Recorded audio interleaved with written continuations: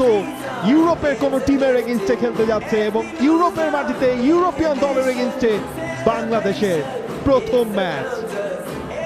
এই সেই মোমেন্ট, বাংলাদেশ ইউরোপের মাটিতে ইউরোপিয়ান দলের এগেইনস্টে মাঠে নামছে। জামাল ভুঁইয়ার দল, let's make a history. San Marino starting 11, goal বাড়িয়েছে Colombo, Benutti right back, Cevoli এবং পাসোলিনি দুই centre back, Tosi left back, মাঝখানে মিডফিল্ডে কাপুকিওনি, দুই পাশে পানকতি এবং জানোনি।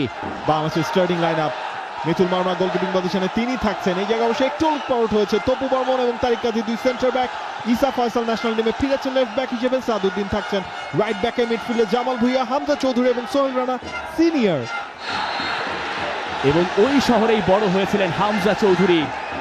সেই হামজাই এখন সবচেয়ে বড় তারকা। বাংলাদেশের প্রথম টাচটাও কাকতালীয়ভাবে হামজা চৌধুরীর ইউরোপের মাঠে। 4 বছর বয়সী সেই হামজা চৌধুরী বাংলাদেশের সেই ম্যাচ সম্পর্কে কতখানি জানতেন তা আমরা জানি না, তবে এই হামজা চৌধুরী প্রথমবারের মতো বাংলাদেশ জাতীয় দলের জার্সিতে ইউরোপে খেলতে নেবে, নিশ্চয়ই শিহরিত। যদিও এখনকার হিসেবে সেটাকে সেরি সি এর সঙ্গে হয়তো মেলাতে হতে পারে।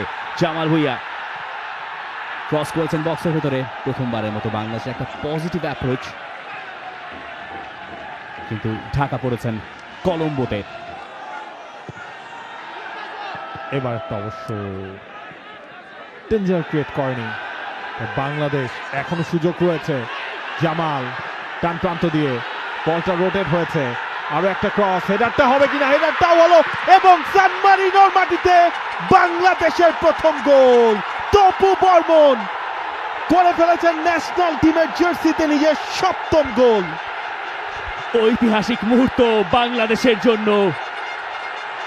তপু বর্মন এই বৃষ্টি রাঙিয়ে দিলেন আরো বেশি। সান মারিনোর মাঠে বাংলাদেশ গর্জে উঠল ম্যাচের 19 মিনিটে।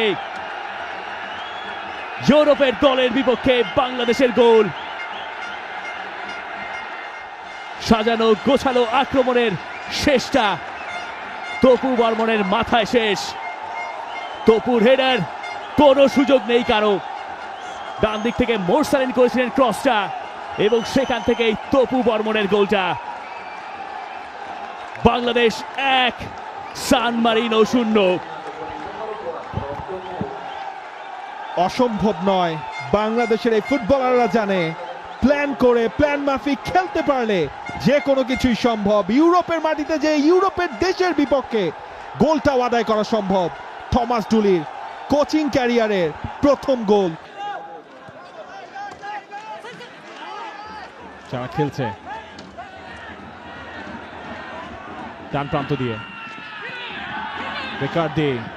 বেকারদির একটা কাটব্যাক, সেখান থেকে গোলের সুযোগ রয়েছে। মিতুল মার্মার হাতের নিচ দিয়ে গোল। সান মারিনো ম্যাচটা সমতায় ফিরল এবং এই গোলটা ইট ওয়াজ মেড বাই বেরার্দি। সান মারিনোর উল্লাস, এবং সেই উল্লাসে একজন আবার বাংলাদেশের জার্সিও পরা সান মারিনোর গ্যালারিতে। কি অদ্ভুত! তবে আপাতত মোটেই হাসি তামাশার কিছু নয় বাংলাদেশের জন্য।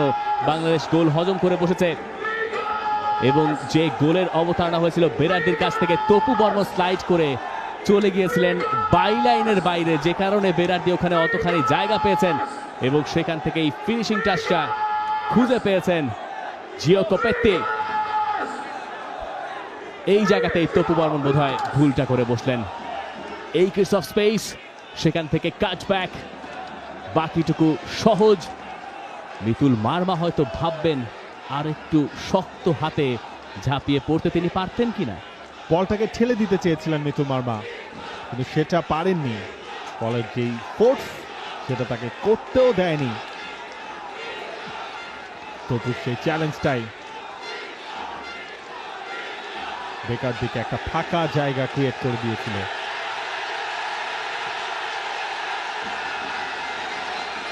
সান মারিনো সমতায় ফিরল। হামজা ফাঁকায় রফিকের ক্রস, সবাইকে ফাঁকি দিয়ে সেটা চলে গেল। সোহেল রানা ছিলেন, একটা টাচ দরকার ছিল বাংলাদেশের। চমৎকার হাফ স্পেসে পাস বাড়িয়েছিলেন হামজা, সেখান থেকে সোহেল রানা। একটা টাচ খুঁজে পেলেন না বদলি ফুটবলার, যে কারণে সমিত সোম, অন্য পাশে সাদউদ্দিন, চমৎকার পাস, সাদের একটা ক্রস এবং সেখান থেকে গোল বারে বাধা, বাংলাদেশের গোল। ভাগ্য যেন কিছুতেই খুলছে না। তবে ফয়সাল আহমেদ ফাহিমের যে শটটা পোস্টে Interesting, লাগবে, বিশ্বনাথ ঘোষ সবাইকে ফাঁকি দিয়ে বিশ্বনাথ ঘোষ, ও ওয়াও, কিন্তু Offside. অফসাইডের ফ্ল্যাগ উঠে গেছে তার বিপক্ষে। কি মোমেন্টটাই না হতে পারতো। আচ্ছা ভিআর না আছে, আমি আপনাকে আগেই বলেছি সে সুযোগ নেই, কিন্তু বিশ্বনাথ তো নিজের অর্ধ থেকে দৌড় শুরু করেছেন, এটা অফসাইড কি করে হবে?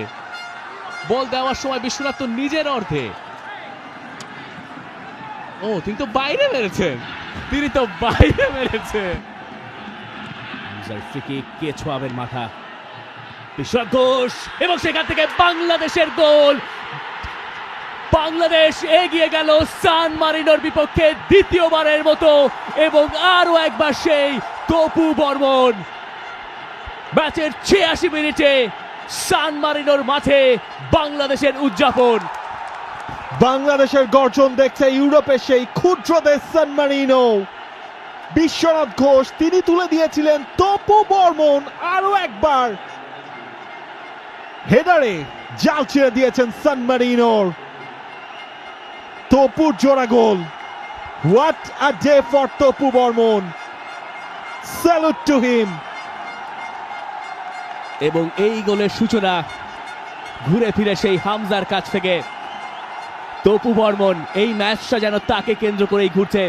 হামজার এই ফ্রিকিকটা ঠিকঠাক মতো কেউ ছোঁয়াতে পারেননি, এবং সেখান থেকে বিশ্বনাথ ঘোষ চেষ্টা করেছিলেন, এবং পরে গিয়ে তপু বর্মন যিনি পড়ে গিয়েছিলেন তিনি উঠে দাঁড়ালেন। কপাল দেখুন, এবং সেই কপালেই ভাগ্য ঘুরলো, সেই কপালই বাংলাদেশকে ফেরালো। প্রথমে পিছলে পড়েছিলেন, সেই তিনিই উঠে দাঁড়ালেন, এবং বাংলাদেশও তার সঙ্গে উঠে দাঁড়ালো। আজকের ম্যাচটায় তপু বর্মন কি ভাগ্য নিয়ে নেমেছেন কে জানে। দুটো গোল তিনি করেছেন, যে গোলটা বাংলাদেশ হজম করেছে তাতেও তার দায় আছে। তারপরও যে উদযাপন হয়েছে বাদ ভাঙা। বিশ্বনাথ ঘোষ দারুণ ভাবে, সোহেল রানা জুনিয়র, এবং সেখান থেকে তৃতীয় গোলের সামনে বাংলাদেশ। সমিত সোম মিস করে গেছেন, অফসাইড ট্র্যাপে আটকা পড়েছেন। বাংলাদেশের কয়েকটা সেকেন্ডের অপেক্ষা, এবং বাংলাদেশের সেই অপেক্ষা ফুরলো। ইউরোপের মাটিতে, ইউরোপের দেশের বিপক্ষে নিজেদের ইতিহাসের প্রথম ম্যাচ বাংলাদেশ ফিরছে জিতে। থমাস জুলির আন্ডারে বাংলাদেশের সূচনাটা হলো সান মারিনোকে ২-১ হারিয়ে। আর এই জয়ের নায়ক তপু বর্মন, তার দুই অর্ধের ২ গোল বাংলাদেশকে জেতালো সান মারিনোতে। প্রথমার্ধে ১৯ মিনিটে হেডে গোল করেছিলেন। ম্যাচ শেষ হওয়ার আগেও তপু বর্মনের আরো একটা হেডার বাংলাদেশকে এনে দিল ইউরোপের মাটিতে প্রথম জয়। ইউরোপিয়ান ক্লাবের দেশের এগেইনস্টে খেলছে বাংলাদেশ, এবং একটা স্মরণীয় জয় বাংলাদেশ আদায় করে নিল।